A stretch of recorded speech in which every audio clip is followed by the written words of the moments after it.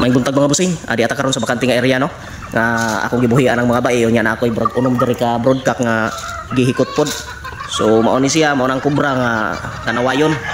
Kini nga bae parot ni siya, gold nga parot, crazy horse, kana gikan kang bintot, kadto gikan sa DBB nga golden boy. Kini siya Gilmore to nga nakro sa pumpkin.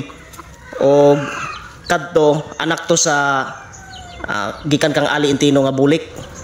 O nya nakro sa sweater gikan sa FH Dragons. Igiregalo na ni Boss Aldi Cibrian sa ako.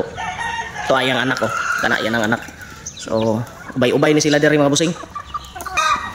Kini mo nang himungaan nga ang unang mga anak ana upat ka buok puro nang daog. Unya kini ang 3 times winner. Oh, mao ni sila. To ang atong brass back nga winner. To ay mga bayo, to ana mga piso. Si Bright. Ito ihawon to. Basilan to siya. To ang kanawayon nga gikan sa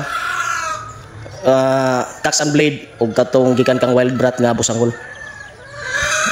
Ako kaning palimpyuhanan diri mga busing kay busy kay ko kada adlaw halos igo ra ko makapamahog diri.